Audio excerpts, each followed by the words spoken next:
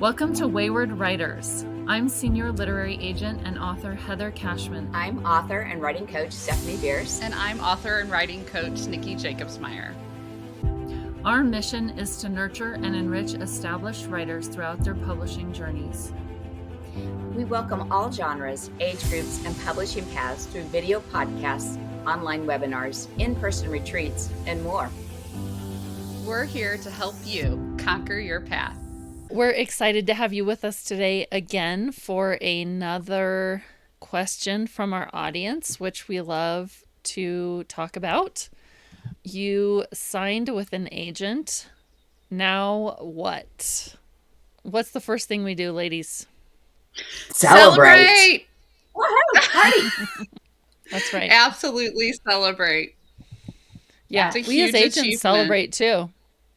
We are very excited. Yes, we're very excited when we sign books that we love and get to be the one to champion them. At the same time, it can be a time that is confusing. It can be a very big mixture of feelings. I know when I signed with my agent, I was so excited. And at the same time, I was super nervous because I was like, oh my gosh, what if she sells a book? I'm going to have to go try and sell stuff. And there's all kinds of other things we feel. I'd love to hear from both of you, actually, what you thought it would be like versus what it was actually like to get an agent. Oh, Nicki, go first and tell us. Well, first of all, Heather, I love that as an agent that you shared those feelings and nerves with us. And I think that just is a humbling thing for all of us, no matter what role hat we're wearing. There's feels with all the different steps in the journey. So thank you for sharing that with us. Honestly, super excited. When I signed with my first agent was different than my second, just because I had perspective on things. And after I celebrated, I had people say to me, oh my gosh, you signed with an agent. You've made it.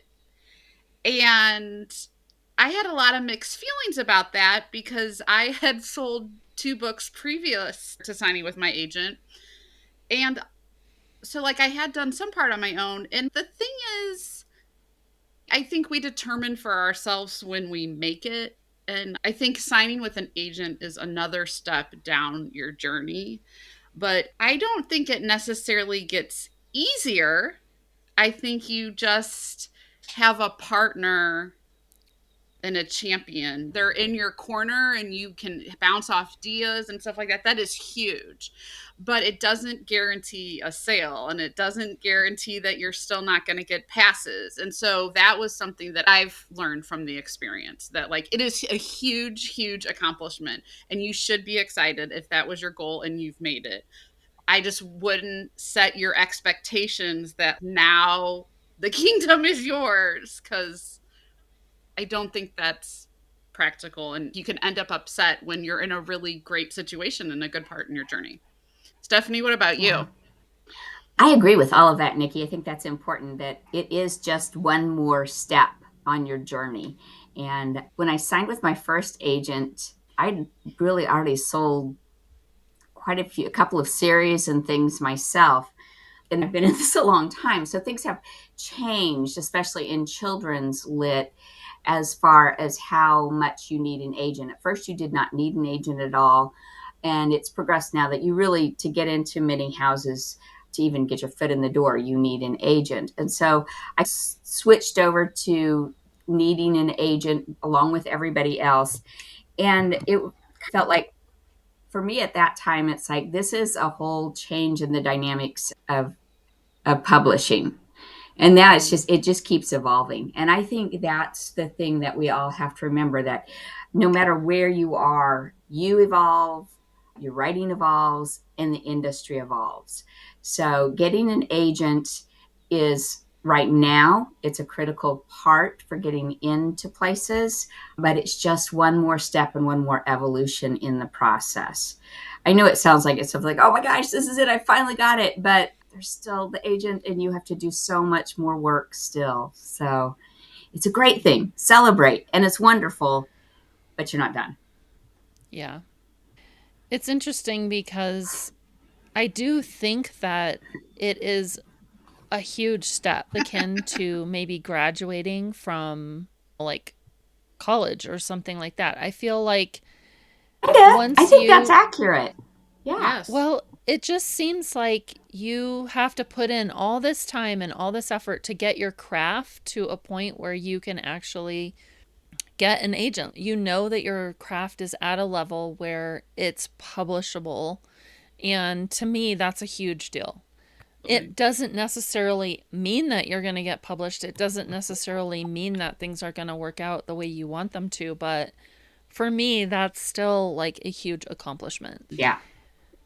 And it's very interesting because every client that I've signed has been a different experience. And I think that's just because the client is different. Like, I have some clients who I send out a questionnaire and I ask them to do certain stuff and I need information from them. And sometimes literally been weeks before they get it back to me. And I'm like, okay, does this person really want to? Does this person really want to get on sub? I don't know. And that's where the marriage begins. So every client is different. It is. It is. Yeah. But other people are like, do you think we can get this on sub within the next 2 weeks? And it's like 100,000 word novel that I have to still edit. It's like, no. So we run the every gamut. client's different. Yeah, every client's different. So you've gotten the call, you've said the yes, that things are happening, the feelings are going. And I will say one thing with that, I think it's totally normal to be overwhelmed and nervous and scared. Yeah. And I remember also feeling it was hard to talk to people about that because like, oh, poor you signed with an agent. I feel so sorry for you. So like, I think it's also normal to, you might talk to only certain people that you write with that maybe have already been there because you don't want to hurt anyone's feelings, but like, okay, now I have this new exciting thing in front of me and now what? I think all those feelings are valid and normal.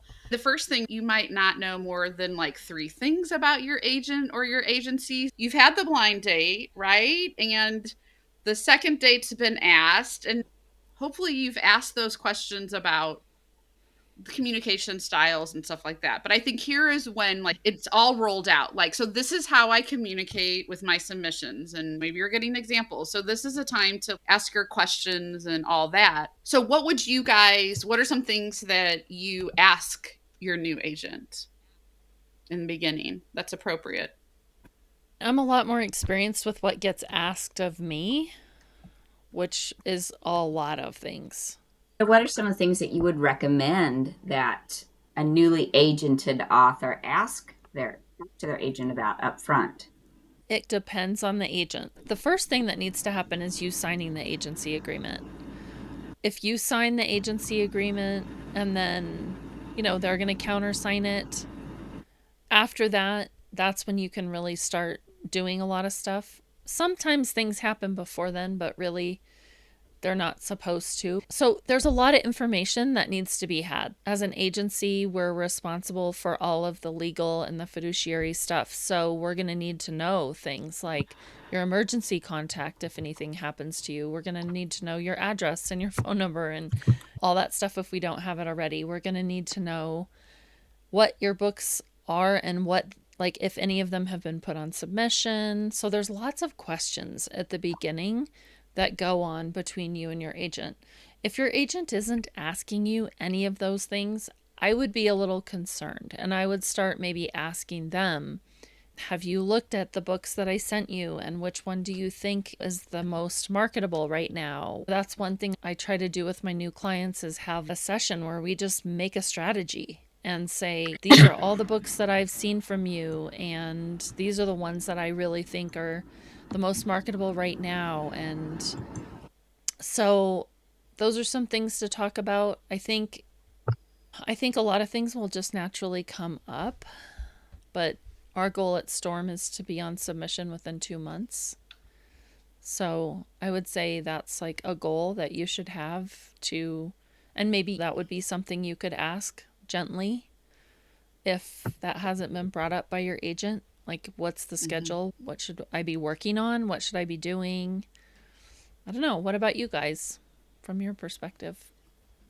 I think one of the things really is nailing down communication expectations, because that's when I talk to other authors, that's where the rubs come in. When the communication expectations are not set out up front, I think you really need to talk to your agent and find out, what is your turnaround for when I get in touch with you? Is this going to be, should I expect something within 48 hours, or are you somebody that's going to answer once a week, or is it going to be longer in between? How often do you expect to hear from them? Another one that I've talked to a lot of friends about who are confused with their agents is submission policies too, to really understand, what is your agent going to be submitting, to talk to them about why they cannot submit 10 of your picture book manuscripts at once. It's not going to happen. I'm sorry to tell you, but you need to understand why, and ask those questions so your agent can explain, so that you aren't frustrated and your agent isn't frustrated too. So I think just really clarifying some of the expectations on both sides are really critical. I think a lot of times when I talk to somebody who's newly agented, they are so excited, which, yes, you should be, but tempering that excitement with reality that your agent has other clients. It takes a while to get through everything. I mean, it just takes time. And learning that patience and understanding what to expect from your agent and what your agent expects from you. I think just those communication things are so critical at the beginning. That's what I find is most important. If you can communicate and you have open lines of communications, you can fix a whole lot of things. What do you think, I would Nikki? agree, Stephanie, for sure. Okay, so I want to know, Heather, I know there are bad times when I should not be contacting my agent, and but I want to hear from you as an agent. What are some things that you might communicate to your clients that is implying, like, hey, give me a hot second? So, as an agent, I try to be very clear when I'm not available. I usually try and say, "Hey, I'm going to be at this conference, but I am answering emails at night," or "I'm going to be on vacation and I'm unplugging." So, I think being respectful, it's very difficult to have boundaries in the first place. And if your agent is telling you, like, "I'm going on vacation," don't send them emails. Even if you are just trying to get something off your plate, schedule the email for when they're coming back. For even the day they're coming back, it's fine. But that we have such a capability of scheduling emails and like putting things out there, getting them off our plate, but Mhm. still doing it in a way that's respectful to the agent. I think that's one thing, because it's very hard for me to truly unplug, because I'm always worried that there's going to be some kind of offer come in, or there have been urgent things that I literally could not take care of while I was on vacation. But if then I have 10 other clients who are saying, "Oh, I really need this thing," but really they don't. I think that's a time to really be respectful and try and be overly respectful of their time, not to the detriment of your career. I'm not saying that if you've signed with an agent and 3 months down the road, you're not editing something or you're not having something put on submission, then I would start to worry. I would say that's a red flag. But it's hard, because the thing is that you have to remember that even though you're agented, this is going to sound really harsh and negative, and I don't mean it that way, but it's true. You are competing. It's like a mom with 10 kids. They're all competing for her time. My clients are competing for my time. And so the nicer you are, the more respectful you are, while also being diligent and doing all those things.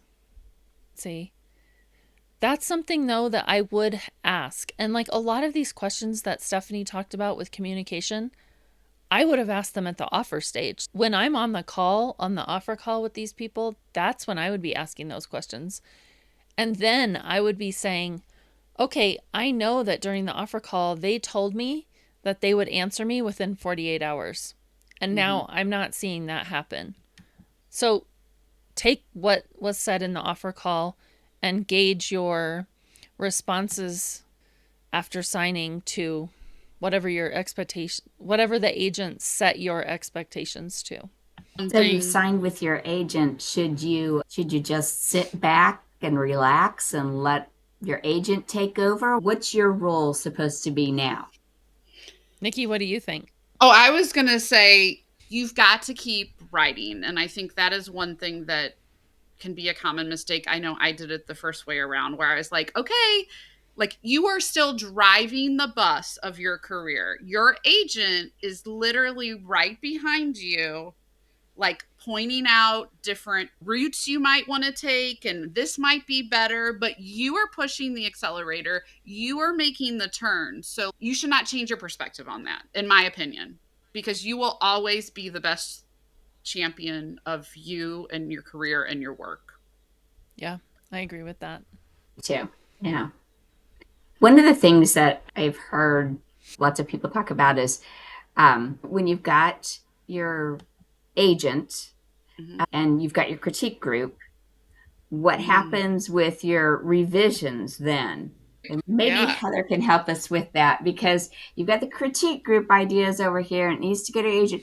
How does that having an agent affect your revisions, and what should the process be when you've just signed with your agent? I do really think that it's a conversation that needs to be had. Some agents, they don't want to see stuff. Like they don't want to see anything until it is polished and perfected, and then you send it. For me, I would prefer to not only have all of the manuscripts you think are polished, but the ideas that you have looking forward, because oftentimes what I have found is that an author really, really loves something and it's great and it's polished and it's their baby, but it's not going to sell in this current market or whatever. But these ideas that they have, maybe that they've put on the back burner because they love this one manuscript so much, sometimes those are the ones that I've heard an editor say, oh, we're looking for this, or we're looking for that, or we're looking for something for this hole in the market. And they have it. And I'll say, you need to finish that. You need to finish writing that, and you need to polish it up and get it to me as soon as you can. So again, I think that's another conversation to have with your agent. And all you have to do is pose the question. Do you want me to send you a list of pitches of all of the ideas that I've got coming up? Or would you prefer that I just work on whatever I want and send it to you? It's a simple question. Hopefully they will get back to you. If they don't, you just keep working on whatever you think is the best fit for the market, whatever you think is going to be something that they can sell. And I think too, you really have to be careful with critiquing and critique groups, and your agent is the one who's going to tell you this is ready to go on submission.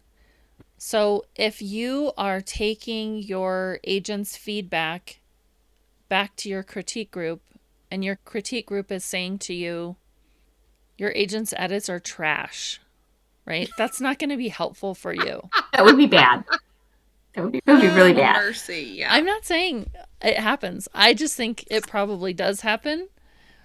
What I think is that what's helpful is if you're in a critique group with people, you can say, okay, I need to fix this problem and I'm not really sure how to do it. And maybe this direction isn't exactly what needs to happen, but help me brainstorm some ways that I could fix this or do this differently. Mm-hmm. I think too, I always encourage my authors after I do a revision to please have them send it out to beta readers, to even on a second or third round. Like, you still need to be sending it out and getting that polish on it before you're sending it back to your agent, just because I think that's how manuscripts get elevated, right? Is that you get feedback from a professional. I could be charging thousands of dollars for a full manuscript edit. Like, that's valuable information. I feel the same way about my agent. Like, if I had to pay for the critiques that she gives me, I couldn't keep writing. Like, it's amazing the feedback she gives me and the talent that she has. She blows me away, like, with her edits all the time. And yeah, I think that it's a balancing act for the author, for sure. But it's one worth doing. For sure. Are we going to talk about submissions? Like, it's time to go? It's time to go on some. Yeah. So Nicki, I think it is time to go on submission. So okay, what happens?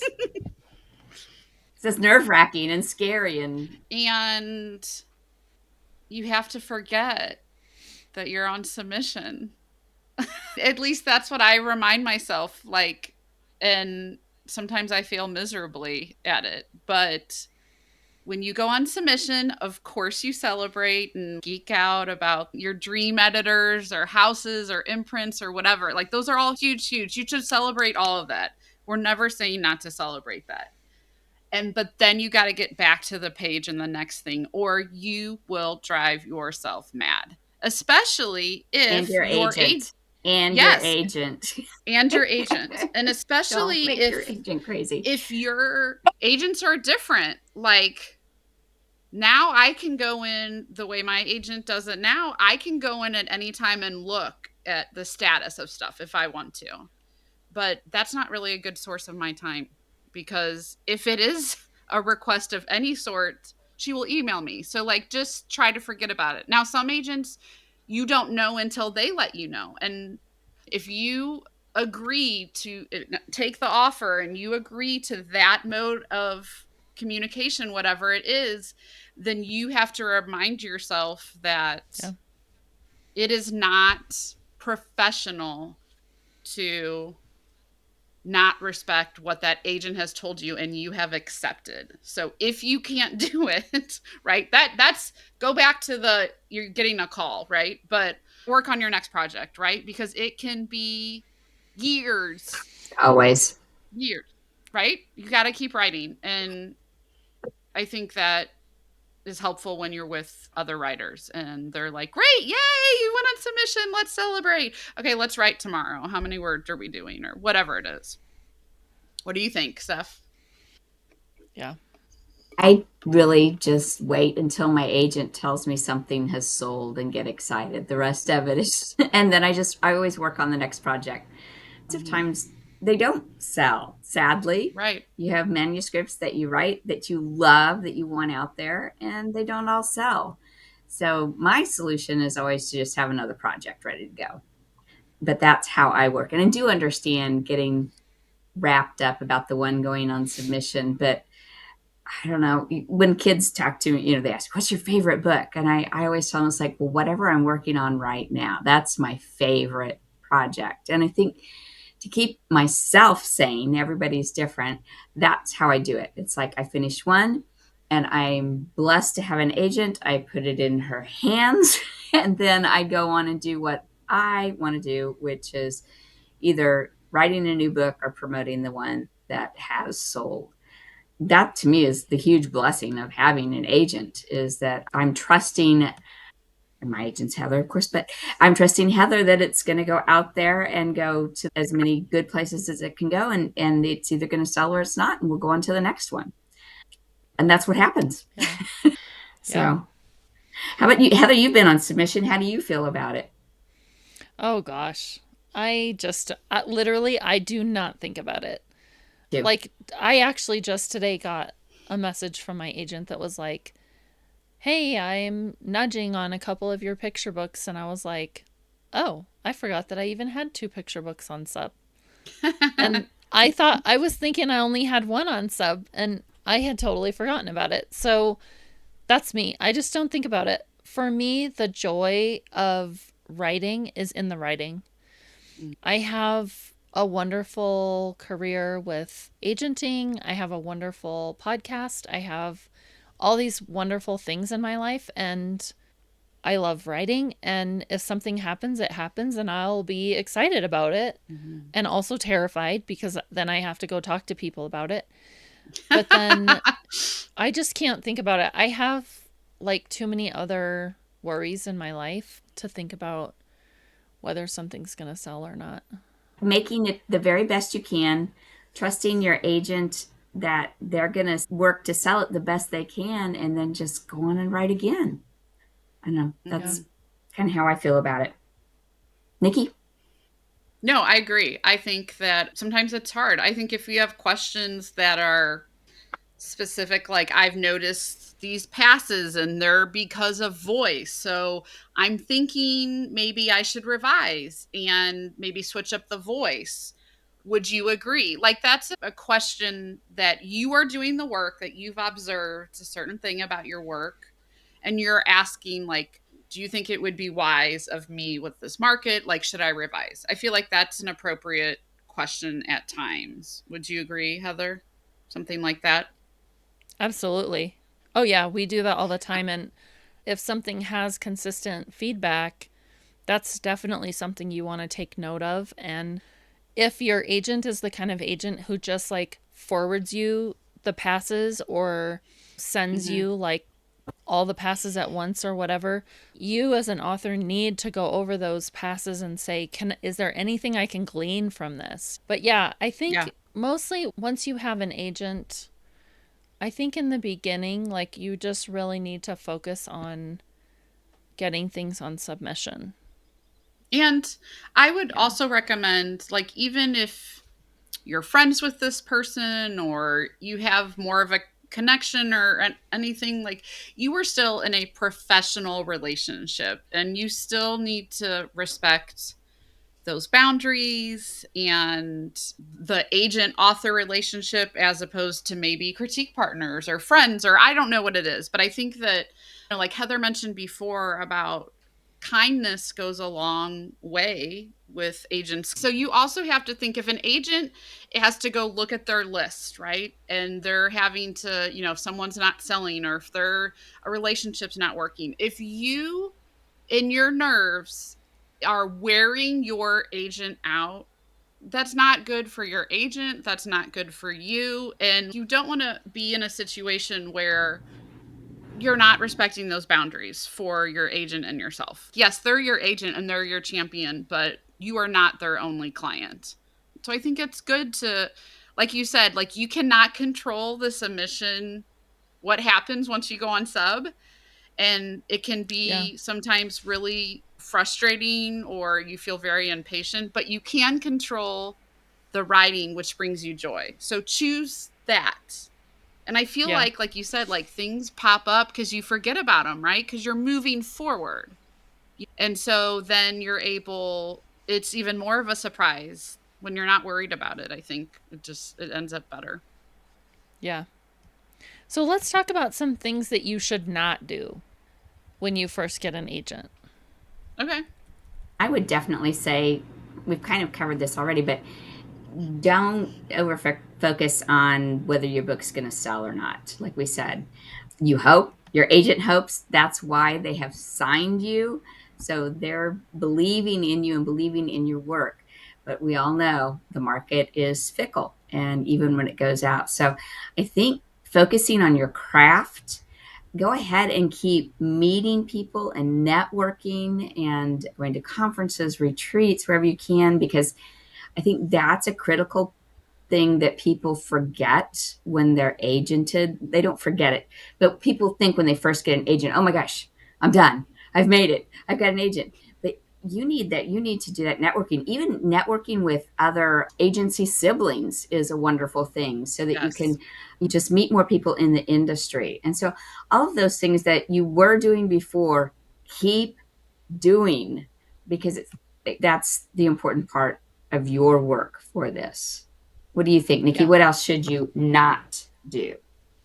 I think in the beginning, sometimes there's a lot of questions, and I think you should keep a journal or a doc of all those questions. And then when it's an appropriate time to send one email and say, when you get an opportunity, could you answer these questions? And it's in one email and not 6 different emails. Just being, it's okay you have questions. And so just kind of being cognizant of, if it can be put it condensed into one email, like that is preferred by everyone in the human race. Like our inboxes are crazy. So I would definitely think about that. So Nicki, you're saying great suggestion. Don't flood the inbox. Yeah. Yeah. I mean, that's a great suggestion. They don't want to see your name that much.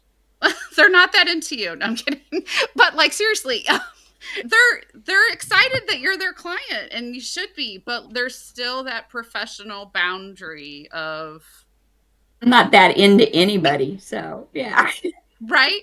And you know what? Like, ask your friends who are agented. A lot of times, it's not really even a specific question for your agent or your agency. It's just a general question you want to know because you're in a new part of your journey, and that's where your community comes in. Like, Yes, yeah, your absolutely. agent is not automatically your BFF now. It's still a professional relationship, and it's a great one. And it's a great one. It can be a very, very fantastic scenario, for sure. Yeah, I really like that idea. And I just think that something else that I've seen writers do, and I think this is anytime, but often when we have these like huge accomplishments, sometimes what can happen is that we start comparing ourselves to other writers. Yeah, yes. And this can cut both ways because sometimes we start to look at the people who have lifted us up to this point where we can get an agent. They don't have an agent. Maybe they're not worthy of us anymore. And that's not true. I met a lady who was the mentor of an incredibly famous thriller author. She herself is never published. He still gets her critiques because she's an amazing critique partner. And she is still overjoyed for him, even though she herself is not published. And I think the other thing is, don't compare yourself. Oh, I've been on sub for 3 months and my agent sibling sold something in that same amount of time and I didn't. Like, there is no help in comparing yourself to anyone else because your journey is not going to be like anyone else's. That's general good advice for life. Your journey is not like anybody else's anywhere. That's true. And just, not just in agenting, but in life. Don't compare yourself with everyone else. Yeah. I think the thing to remember is that you never know when the person that you once looked down on suddenly becomes a New York Times bestseller because they've hit the market. Oh, yeah. And it can happen. Absolutely. Can happen quick. So I think we should just give some general advice about some things that change a little bit once you get an agent, because once you go on submission, there are things that you really need to keep track of that can affect your career. So your agent should be tracking your submissions. They probably are. They may not share those with you. If they don't, that can become an issue. So they might share things with you in different ways. Maybe there's a spreadsheet that you share, or maybe they just forward you passes, or maybe they send you a monthly update. Whatever the case may be, you are responsible for keeping track of your submissions. Because if you lose your agent, which I'm telling you is a possibility, and I'm sorry for that, but it's just true. Mm-hmm. If you lose your agent, you need to know where every one of your manuscripts has been submitted. And there are tools. You can use Google Docs, you can use Query Tracker, you can use all of those things. But if you haven't been tracking your submissions, you really have to start doing that, because that is something that every author really needs once they get into trade submissions. Absolutely. Yeah. And it's still key. Yeah. And even things like notes about stuff, like say you go to a conference and you got a critique with an editor, and you got that critique with that editor because the editor loves cats and your book's about cats.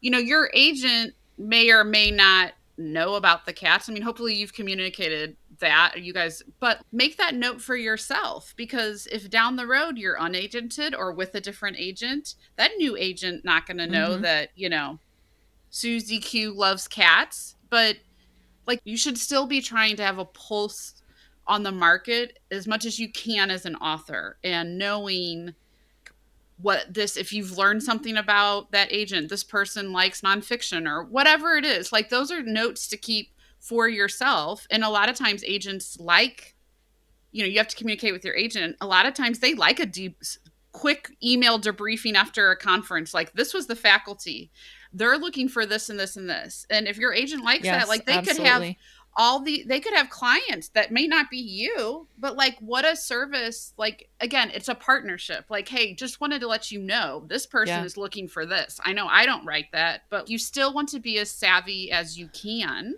because again, you're driving the bus of your career and you are a partner in both ways with your agent.